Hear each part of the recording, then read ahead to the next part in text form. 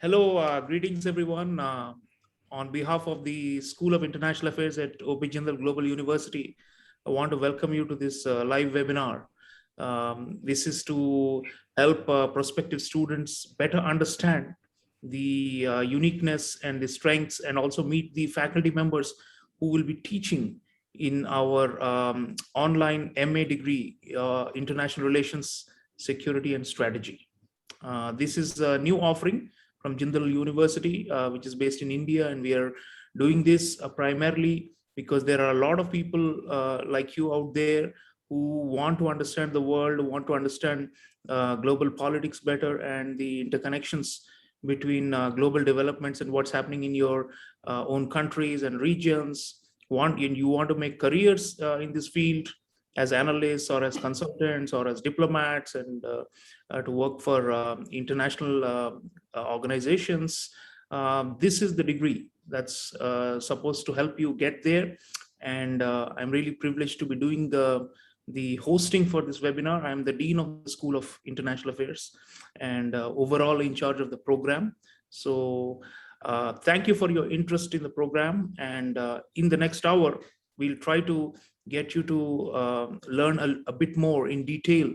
It's like a preview or a curtain raiser to the program, which actually starts on September 1st, roughly about 12 days from now.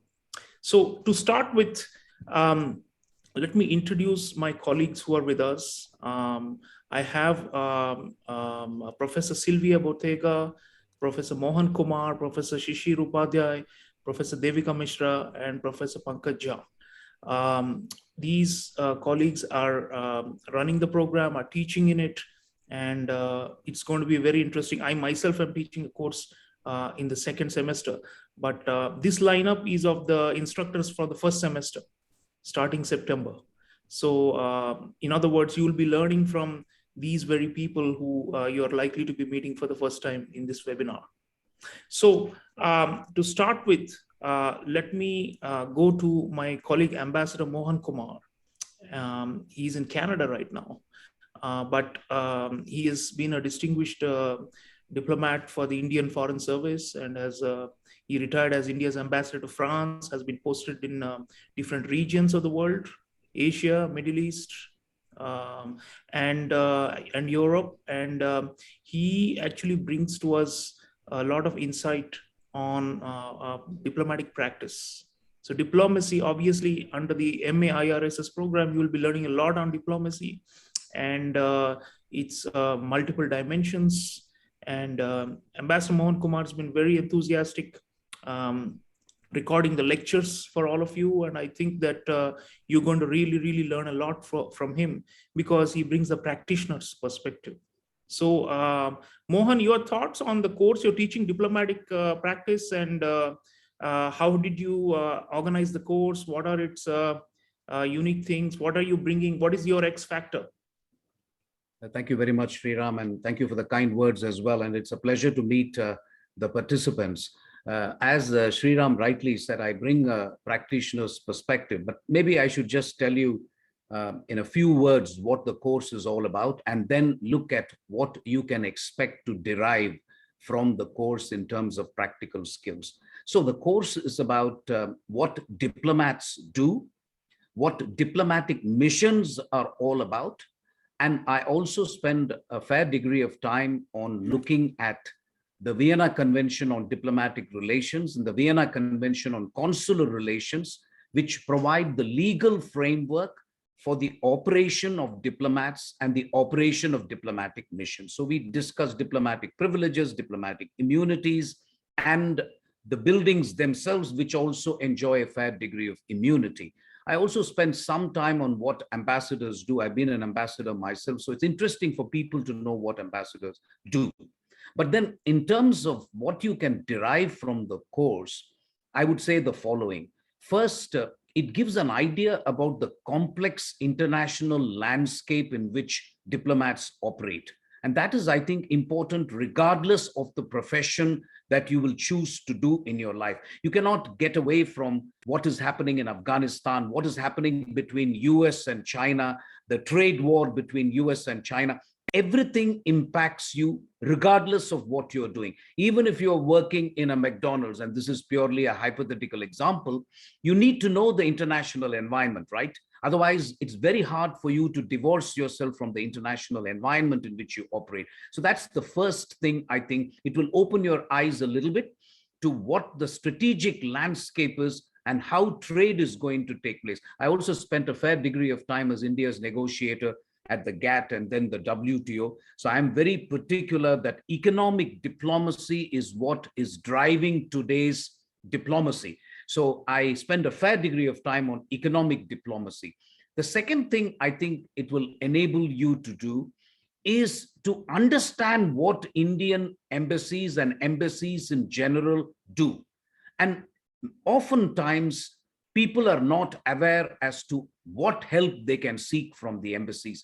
All embassies have commercial economic wings, and you have every right as a citizen of a particular country to ask that commercial economic wing, not just for data and information, but also for concrete assistance. It is your right.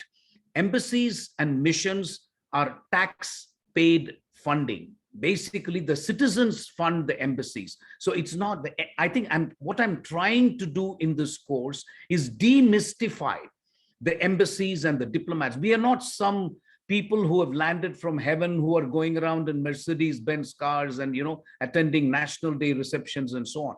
At the end of the day, we are there to help people. And by the way, there is a fair degree of accountability now from diplomats, especially in India, but also elsewhere. You are supposed to help. The diaspora diplomacy is something that I spend a fair time in my course. Every country has a major diaspora. Some of us have a much bigger diaspora: India, Lebanon, Mexico, China. We have very large diasporas. And the diasporas have come to play a very important role in the diplomacy of our countries. I spend some time on para-diplomacy because India is a federal country. And states have come to, when we say states in India, we mean provinces, of course. And provinces have an important role to play. The ultimate example of para-diplomacy, by the way, is Canada, where provinces like Quebec and Vancouver have separate diplomatic missions within the diplomatic mission. That is the degree to which they have taken federalism in Canada. So all in all, I think it's a course. I also use a lot of case studies. I was in Morocco when diplomatic relations between India and Morocco broke off. And I was the only Indian diplomat who flew the Austrian flag on the Indian embassy premises. It's a very, very interesting way of getting diplomatic immunity because Morocco broke off diplomatic relations with India. And this was way back in 1984. We enjoy good relations with Morocco now. I'm talking of history, but it's an interesting case study. I also talk a fair bit about the Indian consul, Devika. I'm sorry, Devika, I'm saying Devika is there because she's in front of me, but Devyani Khobragade, who lost immunity because she was a consular official. And we had to transfer her to the diplomatic mission because diplomats enjoy more immunity than consular officials. So those are the kind of things I talk about. Sreeram, I don't want to take too much airtime because there are other professors, but I'm more than happy to answer the questions. Lastly, and certainly not the least, I also talk of the skills that are necessary for diplomats in the 21st century. COVID has upended everything. You cannot get by as a diplomat without knowing how to handle social media. And we are going to have what I choose to call hybrid diplomacy in the future. I don't think the United Nations General Assembly will ever be the same again. You're not going to have 140 heads of state landing in New York in September. Most of them are going to go absolutely virtual, frankly, because it is not a practical proposition for heads of state and heads of government to come to New York and attend these sessions, completely bring New York, Manhattan to a halt. All that is not going to happen. So virtual diplomacy is here to stay. But what we are going to do have is a kind of a hybrid diplomacy where some diplomacy, inevitable diplomacy, will be conducted in physical person, and the rest of it will just happen in virtual mode. So I'm happy to answer questions. And once again, thank you very much for the opportunity, Sreeram. Thank you, Ambassador Mohan Kumar. Indeed, the nuances You cannot get a better teacher, I think, to unpack this somewhat shrouded and secretive world of diplomacy, which is not usually accessible to the general public. We on the outside can only imagine what they do, but then they perform some very valuable functions. They're in many ways the glue that holds the international system together, because without diplomacy and a minimum degree of cooperation, we would have total anarchy, no order. So this is going to be an exciting course. Let me now introduce you to my colleague, Professor Silvia Bottega. She's in Italy, and she's bringing you a very different dimension of international relations, which is theory. Why do you even need to learn theory? Silvia has worked in the Middle East and has wide experience in Europe as well, with security institutions, with defense diplomacy, and all these things. And she works for us and teaches variety of courses for our on-campus students also. But the important thing that I'd like all the students to think about is, why theory? Why can't we just get away without theory and just do all these exciting practical things? No, you need to complement the practice with theory. So Professor Silvia Bottega is teaching this course. Sylvia, why do you think theory is important? Why do you think students should take it seriously, and what are you bringing to your course? Thank you, Sreeram. Obviously, knowing the theories, it means making the word more intelligible. It's so much complex today, compared to the past, to the past era. We start referring to also ancient and modern thinkers from Thucydides and Machiavelli and many others. But somehow we come to the present time for understanding how the way has been somehow interpreted through the different theories, which can go, the realist theories, the liberal theories, those inspired by Marxism, to come to the gender theories, to the green theory of politics, so we can better understand also how we can deal, for instance, with climate change, environmental issues, with the human rights issues, and so on. Therefore, we need to delve into the theoretical aspects of international relations, because it gives us not just the information, how the world has been interpreted throughout different era, somehow from the birth of the modern state to the current which somehow puts into question not just many more actors, but also the responsibilities of the traditional actors like states. Therefore, we can somehow delve into the different perspective from many different scholarly works and thinkers to understand the way they interpreted the world of their time and of the 20th century and also of this century. Somehow we need the theories because they give us new perspective, new sparks and new ideas for thinking, for making us also somehow the many events in the world more understandable, to include them in a framework, also for helping us to find solutions to possible problems or global issues or normal problems which are attached to the state's responsibility, the problem of poverty, the problem of international trade, the problem of obviously of warfare, controlling non-state armed groups within and across the states. Therefore, it's the most basic course that you need to take for starting a master in international relations, security and strategy, because then security and strategy cannot be understood well if you don't have also that theoretical and also philosophical, let's say, background that will help you to, to take also a standpoint and to perceive the complexity of the world. Because here we are trying to make you understand that the world is complex, can be interpreted when you probably will write your analysis as journalist, as a researcher and a practitioner. You will need to understand the nuance of different meanings when you use specific words, or when you need to summarize or find a solution to some problems, or if you want, it depends. If you want to become a diplomat, you need also these kind of skills if you want to work in the defense world, or if you want to work in the humanitarian world, if you want to be a journalist, a reporter, or an analyst, or go on with the research work in academia.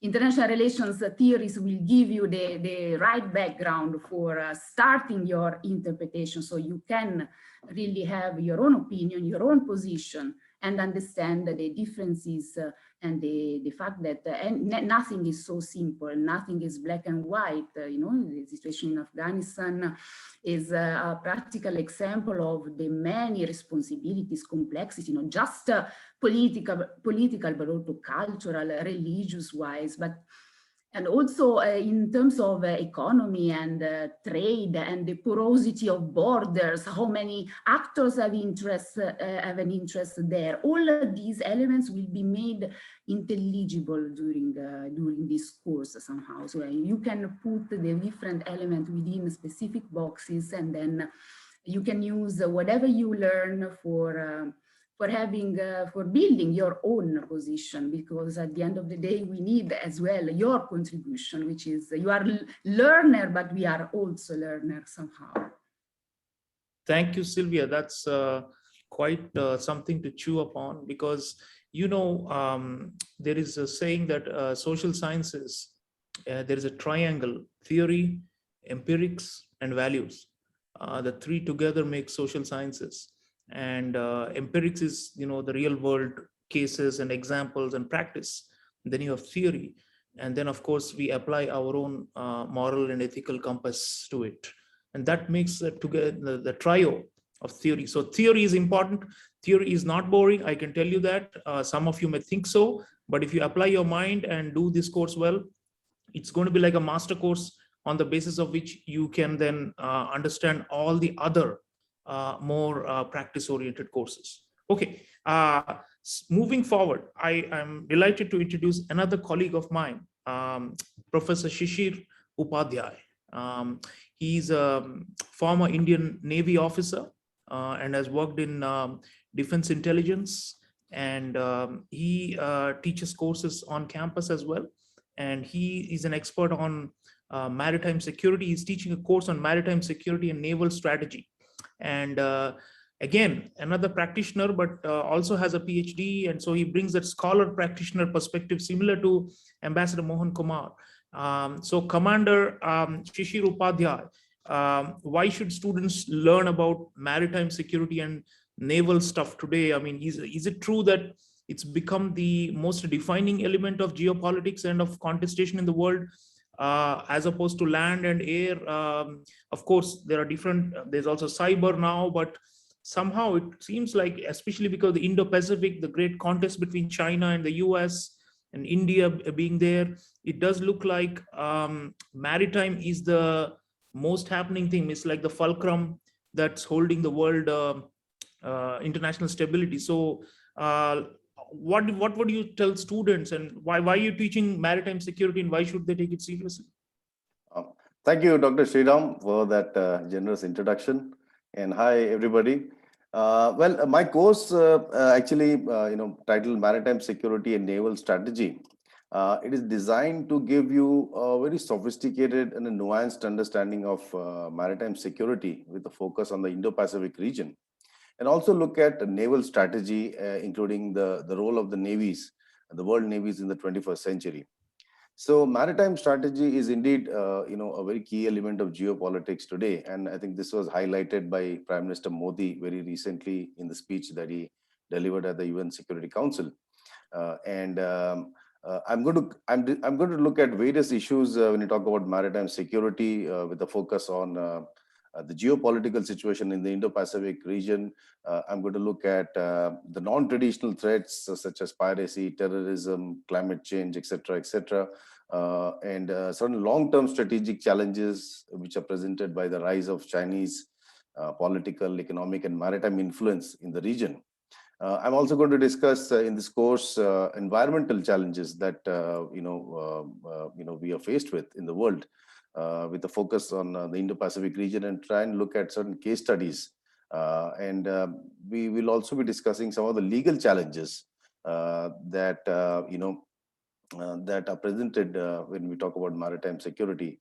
So this course actually includes various modules, covering, say, for example, the law of the sea, looking at certain laws for international maritime security, such as the SUA Convention, various IMO conventions related to maritime safety and security. A lot of this is derived from my own experience of having been in the Navy for several years, and I've served on various ships for over about 12 years. And I had the opportunity to actually participate in multiple maritime security missions, including multinational exercises with many of the world navies. So I'll try and bring all of that and provide you an all-round perspective into maritime security. As regards naval strategy, we're going to look at how the role of navies has evolved over the years. And we're going to be discussing the writings of Alfred Thayer Mohan, Julian Corbett, Ken Booth, etc., and look at how the role of navies has evolved in the 21st century. And I'm going to discuss two important case studies. One is the evolution of the Indian maritime doctrine and strategy. I had the privilege of, when I was in the Navy, of being part of the team which drafted the first Indian maritime doctrine, and I've been very closely associated with how it has evolved over the years. There have been multiple versions since then.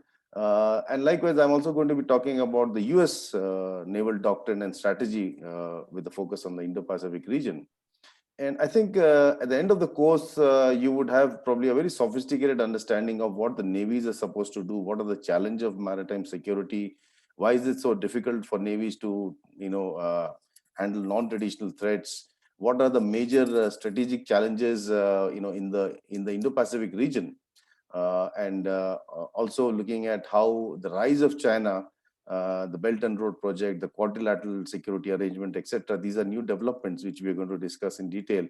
And we're going to look at how these developments are going to impact the overall security.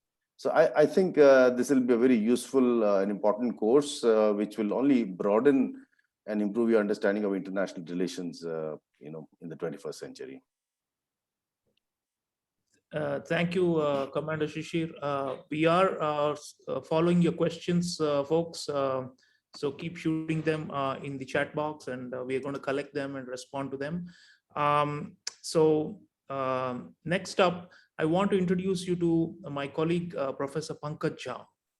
He's a national security expert, specialist. He has worked for leading Indian think tanks and also in the office of the National Security Council Secretariat of India, which comes under the Prime Minister's office. And again, a very unique professor who combines bookish knowledge with practical experience of dealing with security threats. He's teaching a very interesting course. I don't think any university in the world offering an online program like this can boast of a course called Intelligence, Warfare, and Weapons. Okay, there could be like defense studies programs here and there, but a full course within a degree program called Intelligence, War, and Weapons. How do spy agencies operate? How are they linked to battle plans? And of course, the emerging issue of new forms of war fighting. So these are things that are at the cutting edge. So Professor Pankaj, what is unique about your course? Please get the students more excited, because this is the stuff that if I were enrolling, I'd be waiting especially for Intelligence, War, and Weapons, because we all love these things because of popular culture, and our view is that these people are superheroes. Of course they are not, but so tell the students please about your course on Intelligence and Weapons. Okay, thank you, Professor Chaulia, for introducing me to the audience. My experience has been, I have been working in defense think tanks. I've been working in foreign policy. I have worked with security institution, hardcore security institution, where secret is the buzzword. Everything needs to be top secret. Everything needs to be, within the confines of the room. And there are certain strictures with regard to really talking to foreigners also as that case. But then when you look into this practical exposure that you get, and you connect it with the larger audience, there might be a whole lot of loud noise that India and Iran relations are not going places. But then on the hindsight, you will say, we are both meeting at different places, and we are laughing away to what exactly is the media story all about. So, there is another aspect that we look into it. In this course, I'm going to talk about strategic cultures. What defines strategic cultures of nations? Like Singapore might have a different kind of an outlook towards its security. Like, Australia might have a completely different outlook towards its understanding of defense, security, and all those aspects. So we are going to talk about how strategic cultures shape up. What is the role of geography? What is the role of politics? What is the role of elite thinking with regard to their cultures? How they're really going to build up defense forces, their capability planning. And we are also going to talk about intelligence. It's a spy master's task to get illicit information. But many of people don't know that out of the 100 missions that usually the spies usually take, barely 15 to 20% are successful, and rest other really fizzle away as such.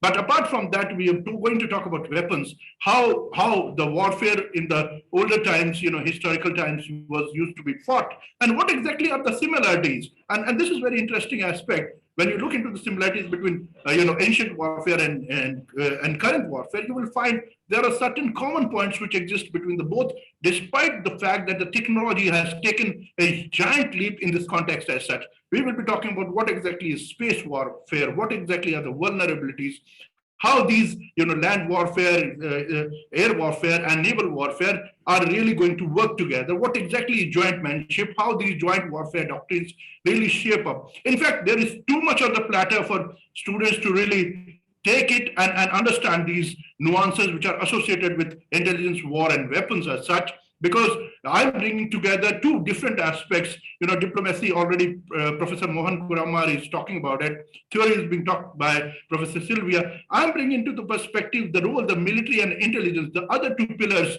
of a policy of a government together, and trying to understand how they really work in tandem, what exactly are the synchronization space between the two, and how it is critical for nations to understand the security dimensions and the future security challenges so that they can plan accordingly. So that's all my course is all about. I'm equally excited to really present the course and talk to the students on this regard. Thank you very much. Thank you, Professor Pankaj. Yes, students, if you've been following the unfolding drama of Afghanistan, there is already a debate in the US whether there was an intelligence failure or whether the intelligence had failed to anticipate a sudden collapse of the regime in Kabul. And so there are different viewpoints. I think the dust has not settled yet, and there's going to be a full review on how they could get it so wrong. The same thing happened. You'll all be familiar with the September 11, 2001 attacks by Al-Qaeda in New York and Washington. And then also there was a review commission, and it found that there were lots of intelligence failures and inability to connect the dots and to coordinate across the agencies in the US. So intelligence agencies, of course, do a lot of non-sensational things too, and Professor Pankaj will explain, because most of it is just writing and analysis. It's not doing James Bond type, sabotage or blowing up planes or jumping from cliffs. But there are also operational elements within the intelligence structure. So it's a universe in itself, and we are going to try and prize it open for you to the extent we can, whatever is not classified and can be put out in the public realm. Okay, so next up, I'm delighted to introduce you to my colleague, Professor Devika Misra. Devika is the Student Success Coordinator for the online MA IRSS program. And she's actually a Latin Americanist and also a theory specialist also on international relations. But more importantly, in this case, for all of you, she's actually monitoring the quality and the delivery of this program. And she's been working very, very, very hard along with her team to make sure that the course is structured in a certain way and it's being delivered, all the organizational aspects. So I want to bring in Devika into the discussion, moving away from the substantive, the course details now to the larger issue of this online degree. I mean, Devika, how is our online master's different from, say, our on-campus programs? And how do you think online master students should approach this degree, as opposed to, many of them might have done their bachelor's in on-campus form in their various countries. So how is online different, and what are we doing to make it unique experience for our students? Thank you so much for the introduction that has really built me up. So I have to sound super smart. But most importantly, I just want to say before I begin talking about the course at all, that we are very excited. We've planned this with great affection and a great amount of intensity into making sure that we can do exactly what's happening in the chat box right now. This is an admissions webinar. And I can see in the Q&A section and in the chat section that not only are you talking to our very, very august room of faculty, who are practitioners, who are policymakers, who are scholars, who are academics, who are teachers, but you're also talking to each other. So first and foremost, I feel that for a degree like international relations, even if we were to set aside a very unique focus on security and strategy, the fact that we are building this global network, a very accessible, approachable, and easy to communicate to each other global network of scholars. I think that's the primary crux of what we are doing in the online degree. Second, of course, coming from our own pedagogy at JSIA, at OP Jindal, what we've managed to do is very much mirror what we do on campus in an online format, because we are not new to online teaching anymore. We are coming into this with a year and a half of experience teaching online, knowing how to build accessibility into courses, especially as an Indian university. An Indian university with a lot of resources, but an Indian university teaching students who might not always have the same amount of access. And thirdly, I feel that partnering up with Coursera, we have really tapped into our indigenous pedagogy, our speciality, our focus, and their best practices that they have sort of, coalesced by working with universities all over. So I don't think that online education is a bad word anymore. If you have done your undergraduate degree in the on-campus model, or if you were unlucky enough to actually finish your degree during the pandemic, you would realize that you have been studying online. For a master's degree, this especially makes sense, because this gives you that flexibility to go and explore things at your own pace, come back with more nuanced questions, know exactly what you want to know, and how to find the answers. So we are just opening up an array of options to you. And at the program level, Professor Mohan, he's the program director. Professor Chaulia is the advisor. I mean, I'm the student success coordinator. 3 of us are here from the program staff as well. So I know we are going to get to your questions, but most importantly, we just want you to come to this without this hang up of there being any categorical difference between an on-campus and an online degree, because in today's world, there isn't any difference between these two forms of study. So yeah, I'll stop there unless you have more questions that you ask, Professor Chaulia, and I got too excited and maybe I forgot about them. No, that's great, Devika. The important point that she just made is that, we value the online students, and we are going to devote significant amount of staff resources, human resources and personnel to be able to respond and to meet all your needs going forward for studies, for graduation, and to a limited extent with career support and such things. So definitely it's going to be our response, you will find, is quite efficient, and we have got the whole machine organized. So from September 1st, once the classes begin, you will be able to see the quality of our institutional preparation for this kind of program. Let me now move to questions, given that we have about 25 minutes left in the webinar, and I'll request in different panelists, our colleagues, to respond to maybe different questions. Under Q&A, there is a question from quite a few questions about Afghanistan, the current crisis, and what's happening in Asia. But what I am going to pick up is something else. There's a question about East Africa.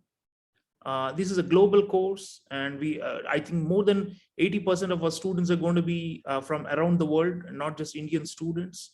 So we are going to be covering a wide panorama of issues and regions and developments.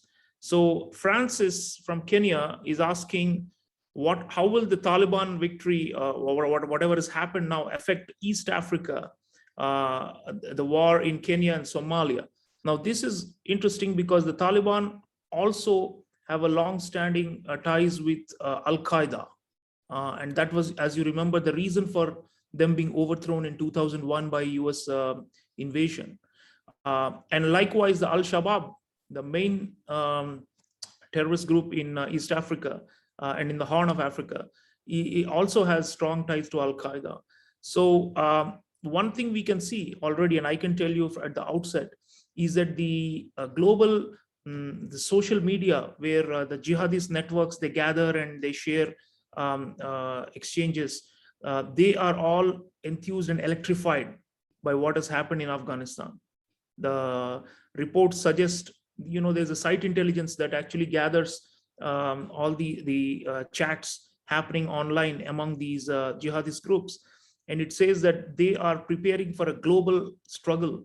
They thought that what had happened in Afghanistan was a proof of the strength of their mission worldwide. So there's going to be a lot of insecurity. I'm afraid there are going to be more terrorist attacks, and there will be greater insecurity, not just here in Asia, but and ISIS, of course, is not over yet. And there are regional groups like Al-Shabaab. There's one more that's come up now in Mozambique, a so-called ISIS branch in Southern Africa, and across the region, Pakistan, Afghanistan, Bangladesh, Europe, because of the so-called, the migrant threat and all these things, although that's politicized. The point is there have been some attacks that have happened, major ones in Europe as well, and in North America. And the question really remains, what kind of age are we entering? Yeah. So let's, I think there's going to be plenty of opportunity for you to have the live sessions with your professors once the program starts. And you can then engage with them on a lot of these questions, which are very empirical. But I'm going to also take up a question about which are more structural, not about the world per se, which are not substantive. Now, Jitendra has a question about, will there be an opportunity for students to directly interact with faculty and professors? That's exactly what I just said. There are going to be live sessions for every course. There are at least 2 live sessions. And so there are, how would the live sessions work? Devika, would you like to just take that, please? Yes, absolutely.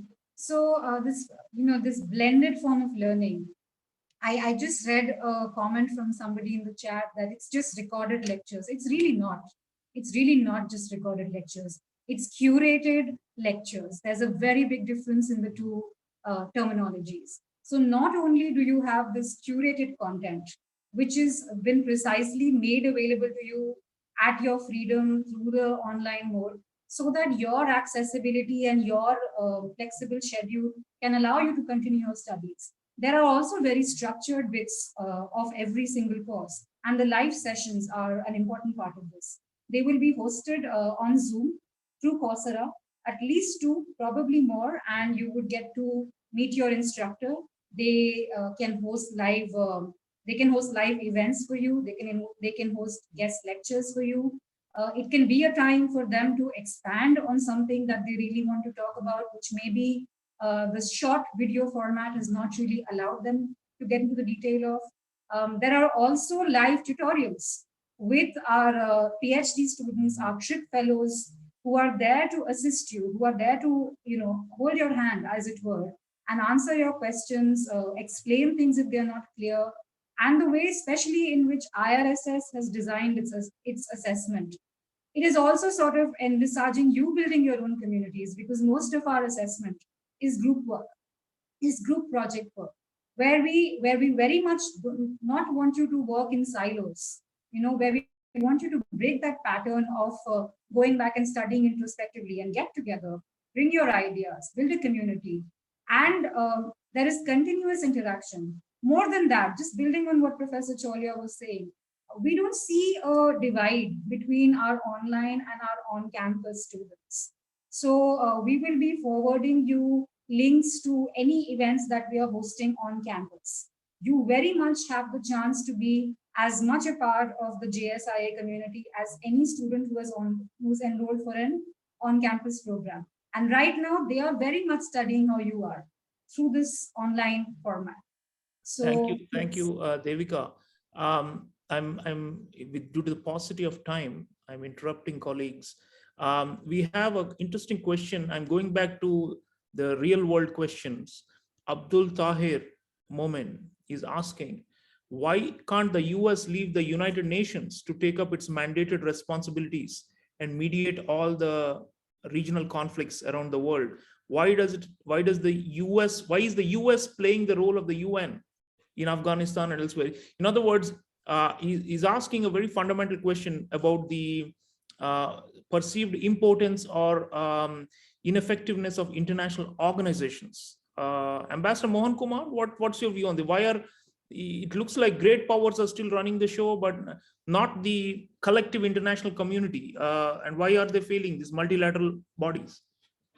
Thank you very much, Sreeram. No, I think that's a very good question, I must say. And one of the reasons why that is the case is because international organizations don't reflect contemporary power realities. You have a UN Security Council which still reflects 1945 situation with China, Russia on the one hand, and US, UK, France on the other.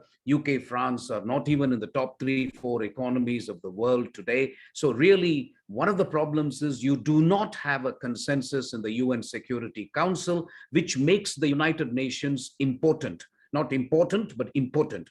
So I think that is the problem number one. The problem number two is we sometimes unfairly blame the UN. The UN is just what the members want it to be, frankly. So if the membership can't get its act together, I mean, UN is a convenient punching bag. You can blame the UN Secretariat as much as you want, but ultimately the United States is the largest contributor to the United Nations. China is the second largest contributor. If the big guys don't want something to happen, nothing will happen in the UN. So I think to some extent that is the problem. And the United Nations does not have peacekeeping troops of its own.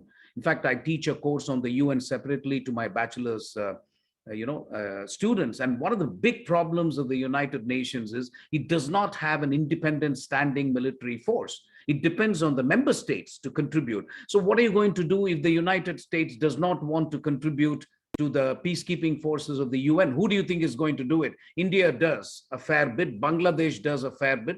So you have countries contributing to it. At the end of the day, I think it is brutal realpolitik at work. There is just no public acceptance in the US for the prosecution of this war in Afghanistan. They have had enough. You can criticize the US as much as you want, but this time you can't blame the United States for not giving notice. They've been saying they want to withdraw from Afghanistan for the last 4 or 5 years now. The only thing you can criticize them is the manner of withdrawal. And that is an issue, frankly. And the assessment, as I think Dean Sreeram said right in the beginning, it's stunning for diplomats like me that American ambassadors and others have been saying 1 week ago, if you look at the statements, everybody was saying it will be 6 to 8 months before Kabul falls.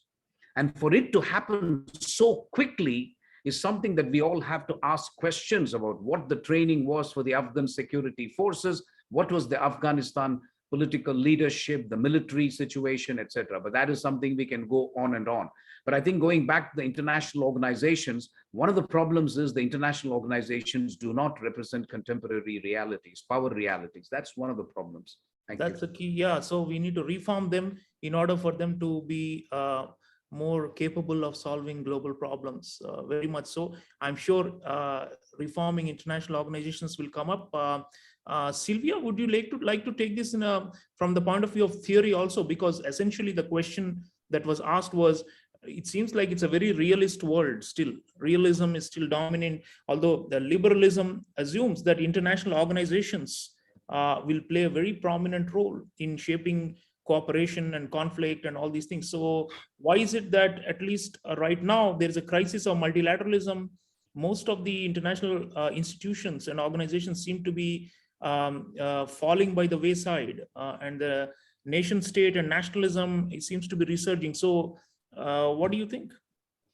Well, the United Nations, which was a creature of the Second World War, victorious partners, victorious allies and actors there, it's a perfect demonstration that they needed to compromise and to include and to mirror in the organs of the United Nations the realist perspective represented by the United Nations Security Council, where the great power of that time had the full membership, the 5 permanent members, and the liberal perspective, the most positive, more cooperative prone, which is represented by the General Assembly. So they had to include all the members of the world for making it acceptable for everyone and for somehow building a new world. But the United Nations in itself, it will be always a conflict between the powers, the 5 permanent members, the political game, the realist politics, the political game are played there because there is a veto system. And if China and the US are not agreeing on sending troops to Afghanistan, no one will send troops. And anyway, United Nations is not a super government.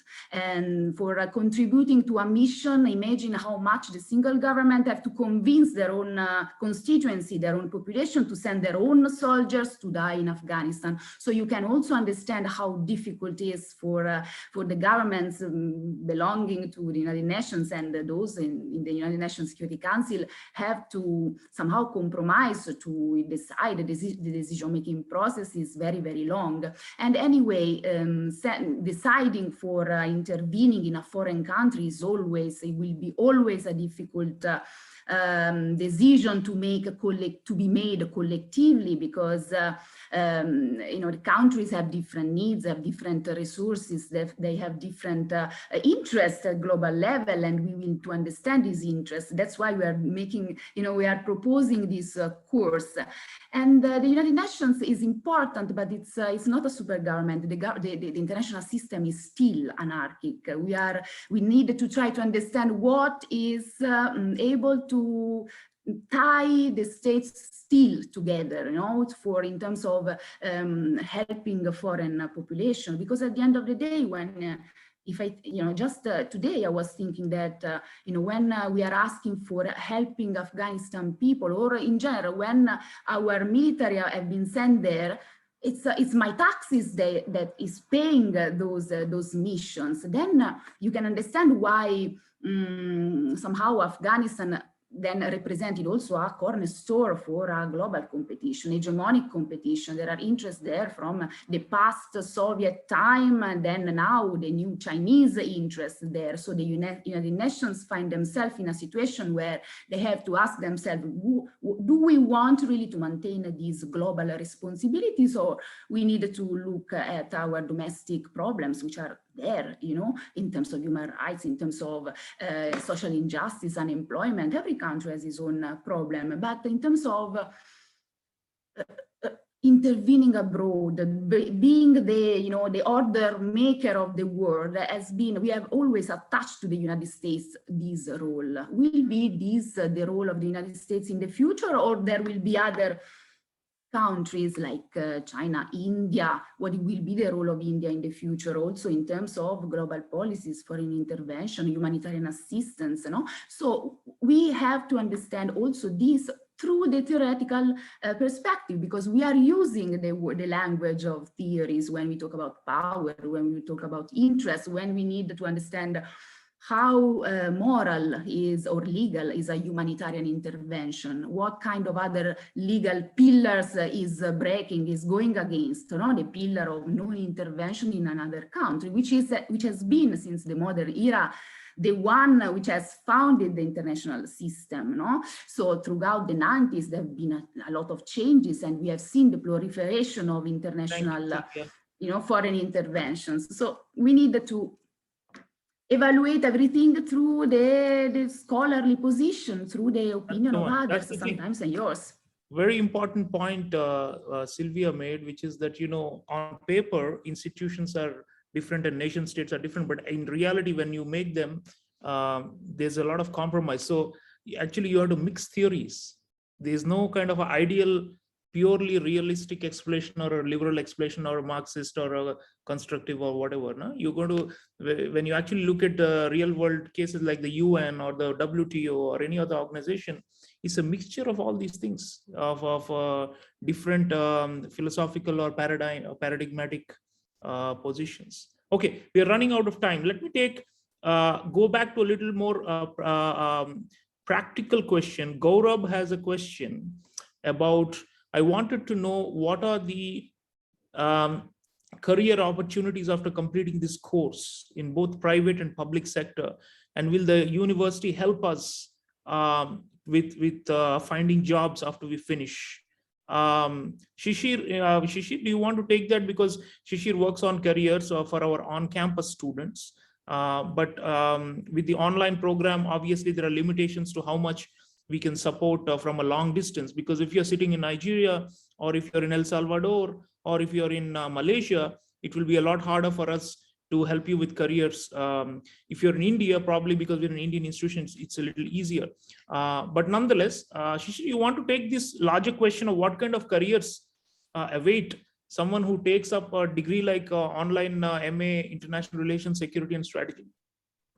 Thank you, Dr. Chaulia. I think this course will open up a world of opportunities, both in the government and in the corporate, and in academia as well. The different governments, for those of you who are interested in foreign service, and I can see there are a few questions related to foreign service. I think this course will help you prepare for exams in your country for foreign services. That is one. For those of you who wish to, work in the corporate, there are opportunities in risk consulting, in security consulting companies, etc. Then in think tanks and academia, you can follow up this course with further studies in, say, maritime security or international relations or foreign policy and things like that.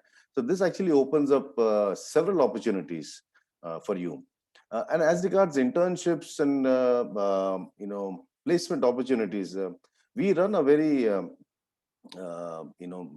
successful career placement center at the university, and we've had a fairly good track record. But as the dean said, there are challenges, practical challenges of getting people placed outside of India. But nevertheless, we do get invitations for internships, opportunities for internships, online internships from international organizations, and we will be happy to share those with you. For those of you who can apply, I think this will give you an opportunity to kind of network with our career center, and we should be able to expose you open up opportunities for you for internships in the corporate, in the government, or in international organizations in different countries. And I think that should really help you. But otherwise, broadly speaking, this course should help you prepare for higher studies, for opportunities in the government and corporate anywhere in the world. And we've run a course, MA course on diplomacy, law and business, which has been very successful. And our students have been placed in the government, in diplomatic missions in India, in some of the top consulting firms internationally, such as Janes, the KPMG, etc. And many of them are now working in think tanks. So I'm sure these are the opportunities that will be there for each one of you, globally.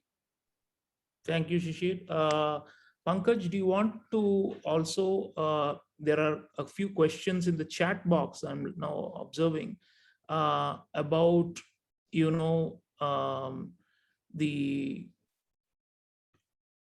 again, going back to the current Afghan issue, but also about diplomacy. There's a very interesting question about, is diplomacy really even worth it? Because Aftab Hussain has a very interesting question in the chat box, and I caught my eye. And what he's saying is that diplomacy failed, and it looks like in Afghanistan, he says, and the Afghan leadership is now being scapegoated. The big guns have all, packed their bags and left it to destabilize. So, Pankaj, the balance between diplomacy and hard power, would you like to take, because you are a specialist in hard power? It does look like military force matters. I mean, it changes a lot of things. Like suddenly the world is looking different because of the successful military offensive of the Taliban, or let's say Chinese power. I mean, Chinese power, there are a lot of questions in the chat box and Q&A about China becoming bigger and bigger and more menacing according to some, or an opportunity for others. The point is, that also is being accompanied by greater militarization, in the form of island building and all these things they're doing in the South China Sea bases. They're now got a base all the way up to Djibouti, and the Navy especially is expanding in a big way. There are territorial conflicts where they're flexing muscle.